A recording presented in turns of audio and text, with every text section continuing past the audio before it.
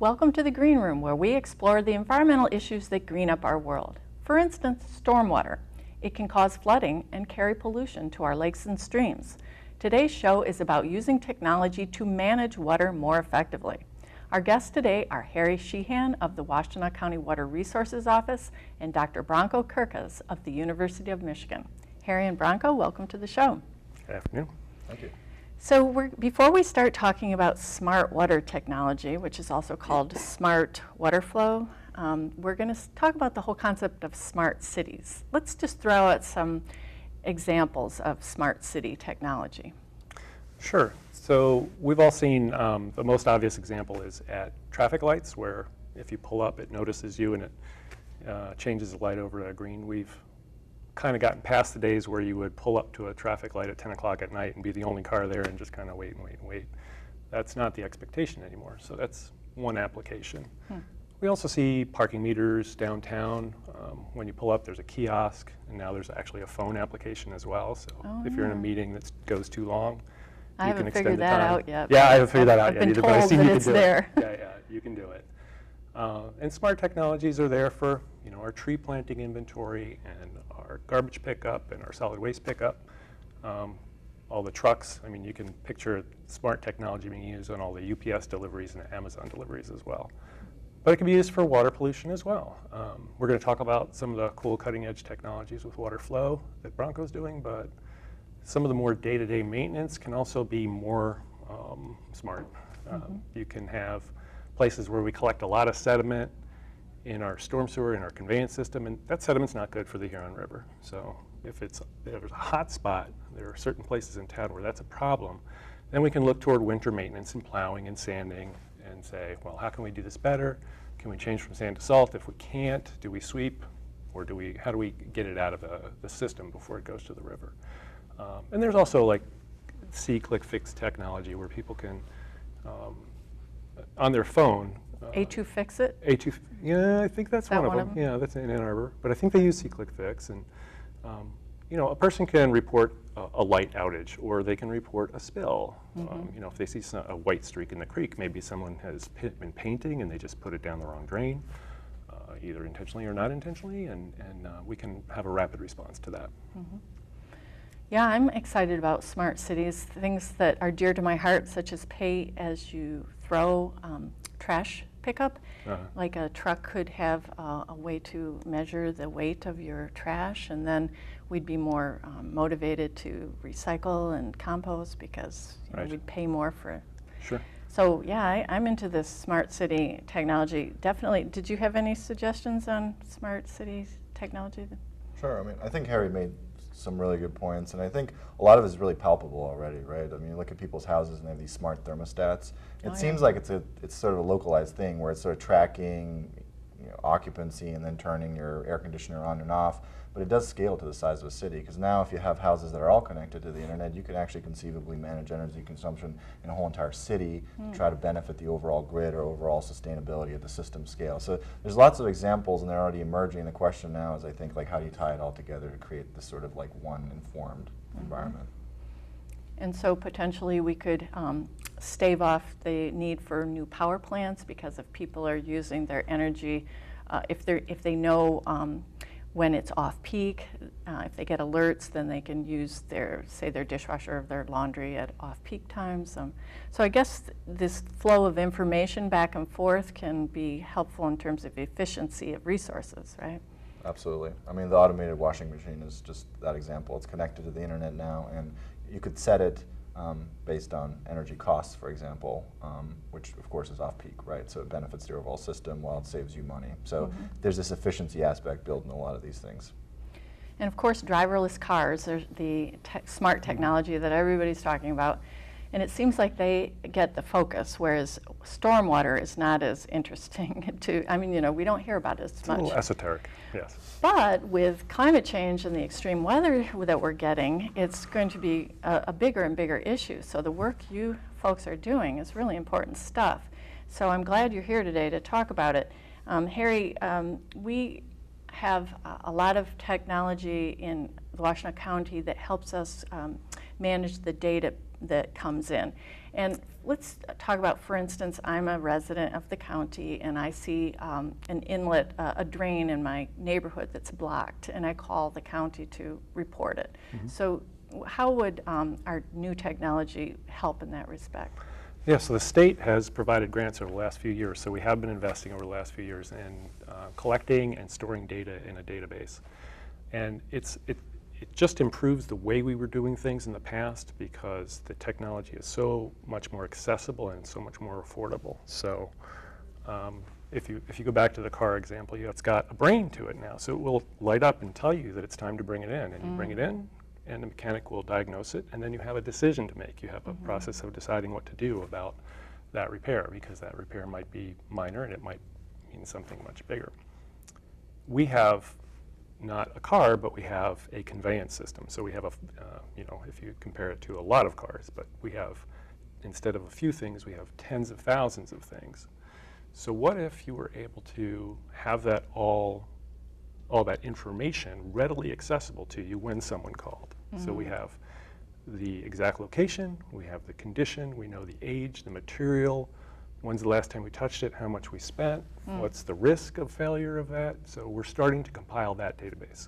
So if someone calls up and they say, I've got a $7 bill on my winter bill and it's from you, and why is that? And we could say, well, you remember when that creek backed up in that storm in 2015? Well, we go back every year now because we logged that on our system and we put in future work to just routinely check on that. So we can check it at our convenience and make sure that it flows when it rains, and we don't have to respond when it rains, because that might be 3 o'clock in the morning and it might be in a period where you're paying overtime. So it's just kind of moving from reacting to proactive maintenance. So that's a potential cost savings for the county. It is a potential cost savings. Taxpayers. Well, it is a potential cost savings. It's a value savings for sure, but I think in terms of cost, it brings in a discussion about, we can now take all this information and put it in a good graphical summary, and we can bring it to elected officials from townships and villages and cities. And we can have conversations about, here's what you get for the current amounts that you're spending. But here are some 5 priority areas that you might want to look at in the future, and we might want to fix those. But we can't fix them all at once. So we have a certain amount of money. Say we have $100. This year we might spend 90 of those dollars on things that are just broken and need to be fixed, and we might spread $10 of that across things that are functioning well but are aging. And if we put a little bit of time into it, and this translates to open channels as well, if we put a little time into clearing out some of the brush, particularly the invasives, we won't have that clogging down the road. So you try to keep these at a minimum level of service, and you take the higher target, the hot spots areas, and you try to bring them back into a level of maintenance that doesn't cost as much. So you can have that conversation about what is your need, what is your, here's your system, here's how it operated in the past, here's how we can operate it in the future. So you can make decisions, and those decisions are made by the people that should make those decisions, the elected officials. So you're not reacting one complaint at a time. You're looking at the whole system and trying to be proactive instead of reactive. Right. Even over the last 20, 25 years, we see a lot more proactive maintenance being done and less reactive maintenance. And when it rains, you see that in the number of calls that we get. And I suppose that helps for taxpayers that want transparent government. They want to know, why are you making these decisions? Why are you spending the money there and not here? Right. So you're able to really show them. Right. For elected officials, for citizens, for state agencies, all that information is pretty much available. So it's easy to call it up. So you can say, why did I get this bill? I can click right on it and say, well, we did this, and here's your share. So that technology is out on Map Washtenaw now, and maybe that's a resource you'll give at the end, where a lot of the service that's been done is actually cataloged on a database that you can actually access on a map, and you can just click and pick it out. And if it's not all there right now, it will be soon. Yes, great resources are available through all this stuff. So we've been talking about how databases can help with accessibility and efficiency. Now let's talk about how cities can use technology to actually measure and control flow.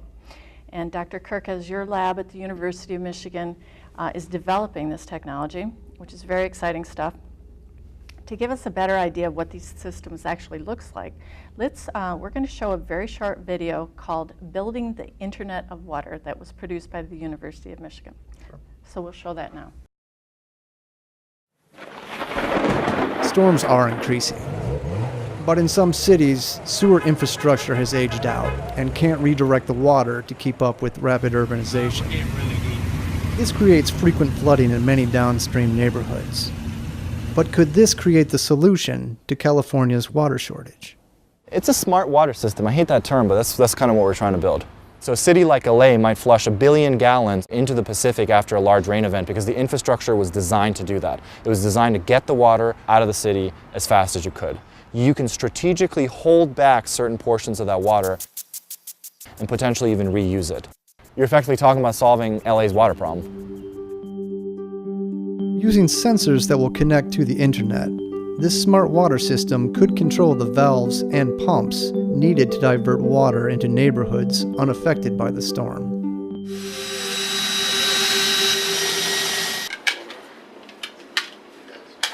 We have these new advanced technologies in the form of microcontrollers and wireless communications. We're trying to take that and attach it to infrastructure to make it more dynamic, to make it more adaptive, and to make it more responsive. Right now we're assembling some of these sensor nodes. We're going to have 10 distributed within a 3 square mile catchment. There you go. We are on our way to what's called Ellsworth Pond. We identified it because we got access to it from the county. You'll see, it takes like a day or two to deploy this. And then all of a sudden you have data that you've never seen before, like streaming at like a minute resolution, right? Do you have the wrench? They're going to measure the flow in open channels, they're going to measure soil moisture, they're going to measure rainfall, and they're also going to measure water quality. And as soon as you connect the battery, the data starts streaming to the internet, and you can visualize it, or more importantly, you can start feeding it to larger scale models that we're running to predict how flows are going to behave down the road. We're not offering a new solution, we're just taking what exists and attaching these technologies to them to make them more effective. You can do that, it turns out, for way less money. And hopefully the lessons that we learn at the 3 square mile area are going to help inform how we build the cities of the future and how we manage water in large urban environments. We're prototyping a platform for the measurement of hypoxic conditions on smaller and medium-sized lakes. So we put the boat out on the water. It's going to use this temperature sensor to measure where there's variations in temperature throughout. All right, so that little video, there's a quote in there that says something about we need to predict how flows are going to behave down the road. Sure. So what you're alluding to are sort of these 2 layers. There's this information layer that provides warnings and provides you with sort of actionable insight, and then there's this response layer, right? Going back to flooding, flooding is always one that comes up as a first example just because we see it everywhere, right? Like we see it with all these hurricanes that are going on right now. If you look at it, actually, urban flash flooding is the leading cause of natural disasters and deaths in the US and I think globally. Really? Right? Oh. Water systems change quickly, but sometimes they change at a pace that would allow us to make decisions, i.e. send out emergency response vehicles ahead of time or warn drivers not to get under highway overpasses, which is actually one of the main ways that people get caught in floods. Right? So having this information available throughout a giant watershed or throughout a city would allow you to take in things like radar data and forecasts about the future to sort of say, this is where we think the flooding's going to be imminent, this is where we should send people to respond, or as it's going on, these are potentially the areas that are most hazardous. So just having that kind of information allows you to know what's happening in real time, especially if that's valuable towards that kind of decision making that might be on a minute or hourly basis. So that's step number 1, is this idea of looking ahead in the future and seeing what's going to happen.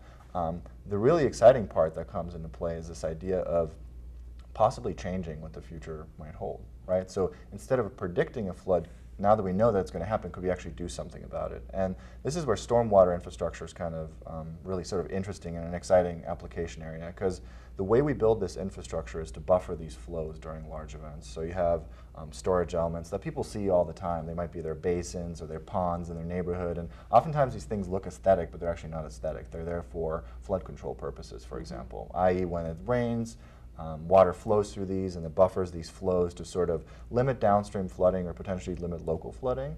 And basically what we're saying is here, what if these things aren't used to their full capacity? So you might have a city that has 100 of them, and there might be flooding downstream, but if the upstream assets, like these basins, are not used to full capacity, could you possibly hold those flows? So before, it would have just drained at its own, based on how it would always do it, right? But now what you're doing is you're holding back those flows. And one of the sort of simple examples is if you have two neighborhoods that are draining downstream, possibly where it could flood, one of them might not be getting as much rain as another, so spatial variability of rainfall. You hold those flows and you let the other one drain out. And then once it's done draining, you send the flows from the other one. So basically, you're using the infrastructure that you have without needing to build something new. You're effectively just adding these valves and repurposing them in real time. So when we think about how we design cities, now you're talking about redesigning them on the fly. So it does not have to do the same thing over and over. It can actually adapt to changing conditions, which is really important because as we see, storms are changing and neighborhoods change, land uses change. We're constantly doing different things in cities, and so this idea about adaptive infrastructure becomes sort of really valuable in this context. Yeah, and the risk, if I might add, in discussing this is that all these problems can be, we leave the impression that all these problems can't be solved. Can be solved. We have a certain, design that you can build something to, and there will always be something bigger, so there will be floods. But this does give us a lot more flexibility in terms of managing flow during a flood event and managing climate resiliency as well. And just to bring it down to one simple example, if you happen to be technologically very advanced and be able to put a device on a rain barrel, are you familiar with that? It takes water from your roof and it holds the water and you can use it for your garden. Branko built one on his rain garden where he can tell when it's going to rain so he can empty the rain barrel, feed his garden, and accept water from the next one. So you can scale that up into a watershed where you have the ability to dewater some basins that have water in them that may have been capturing stormwater from the last storm, and you can let that go because it's safe to let it go and be ready to receive more storage for the next event. It seems like a bit of a paradigm shift where we used to think that the goal was to get the water away as fast as possible. And now it's that we might want to retain it in order to percolate down through the soil and remove the sediment and remove the pollution. I don't know where I read it or one of you said it, using water retention as like a water treatment system, which is really cool. Yeah. Absolutely. Yeah, so we have focused on getting the water away very quickly. And if you remember your third grade hydrology stuff or watershed stuff, the water cycle is such that water is supposed to evaporate from the oceans and fall down on the land, and it's supposed to be absorbed by the landscape. And we don't want our basements to flood, and we don't want our streets to flood. But if we completely make that 100% hyper-efficient, you cut off that part of the water cycle. So instead of water going into the ground to a large degree, all of it will go down to the Huron River, and that water is different. It's chemically different. It gets there faster. It gets there in a flashy way. It destroys habitat. It's much more difficult. Erosion. So there's a balance there where you can drain water effectively and efficiently away from your infrastructure, but there are plenty of places in rain gardens, for instance, or in larger subdivisions in common areas where that water can be stored. And it can be used. It can be used to grow things. Well, the Mary Beth Doyle Park is beautiful, and what's been happening there. Do you want to tell us a little bit about how your sensors and valves are working there? Sure. So Mary Beth Doyle Park in Ann Arbor is sort of like a great example of how to sort of build natural treatment into a stormwater system. So it's towards the outlet of the watershed almost in Mallet's Creek. And effectively what it does is it treats and buffers those flows that come from the upstream portions of the watershed. And so by that I mean you have soil and plants that'll uptake a lot of these pollutants that are in the water before they exit the watershed. And it has some level of flood control, but I think the primary reason for constructing it was to serve for water treatment. But this always sort of provides a trade-off, I think, when you're designing stormwater systems. To one end, you want to do what we teach students in class, which is design a system that as effectively as possible and possibly as rapidly as possible flushes water out of the system, because we don't like to look at it, right? We don't like puddles, we don't like flooding, so let's get out of it. But then you have this trade-off with sustainability, where effectively we want to treat that water. So what we do in a lot of these systems, we try to put a little bit of both. We try to have the flood control structures, and then we try to have something like Mary Beth Doyle that treats the water. this is kind of tricky, right? Because you have only so many resources and so much land to go around to make these choices. And this is where sort of this dynamic control becomes really interesting. Because by putting a valve on any one of these, you can decide if you want to use it for flooding when the valve is open, right? This valve is open. Or you can close it to hold back that water, to allow the solids to trickle down, to capture those, to allow for more treatment. And so it creates this sort of like dynamic system that can serve both purposes. Mary Beth Doyle is actually really interesting because we never put a valve on it. The one thing we knew about Mary Beth Doyle is it has a certain treatment capacity. So whenever it rains, all that water flows through it. At some point, you only have so many resources to construct these things. You can't treat everything in the watershed. So it's designed in a way that when it's full, it basically overflows, and that water that overflows doesn't get treated. And so this experiment that we basically carried out was to control an upstream basin. So we have a control valve at the Ellsworth Basin, which we've been collaborating with Harry and Evan Pratt at the county on. And the idea there was control that basin. And when we originally started, we were just thinking about that basin alone. What's going to happen when we open and close that valve? But the big realization was that we had sensors downstream at Mary Beth Doyle and the rest of the watershed, just throughout the watershed. And we started seeing that this one action of just one valve started showing up in the rest of the watershed. And that's been the sort of exciting realization. You don't need valves everywhere, right? You can only put them in strategic places, and you can put it far away but still impact something that you're standing literally next to. So it's really, really exciting, and we're just sort of scratching the surface on where we can go with this. Great stuff, and I guess it's kind of unusual for a municipality and a university to be collaborating so much, and you're getting grants because of this collaboration, which is great. And you mentioned that people are starting to come from other places to see what Ann Arbor's doing, so it's pretty cool stuff. I'm afraid we're out of time, though, so we're not going to be able to continue the conversation, except that we do need to talk about where people can go for more information. I will just quickly plug that collaboration does include the City of Ann Arbor, the Huron River Watershed Council, and NSF is the funder as well. So, good. And we're reaching out to other communities doing this on farm fields as well. So it shows a lot of promise. So I would say that for people to see what we've have in our database, the first place to go to is Map Washtenaw, and if it's just easier to Google Map Washtenaw or the Washtenaw County Water Resources Commissioner's Office. Okay. You'll get to our website. So those are two of the sources that I would recommend for information locally. I think if you Google smart cities, you're going to see a lot more cool stuff.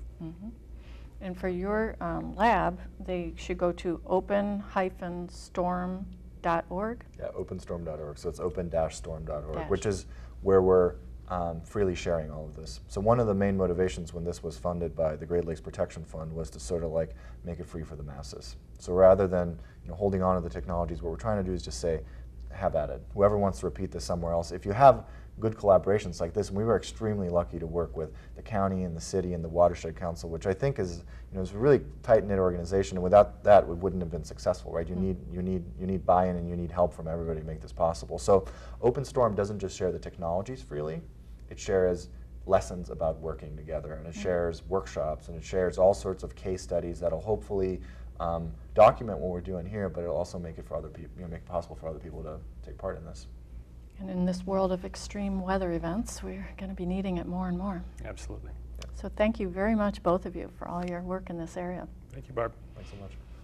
For an online archive of all our Green Room shows, go to ewashtenaw.org/greenroom. Thanks for joining us here in the Green Room.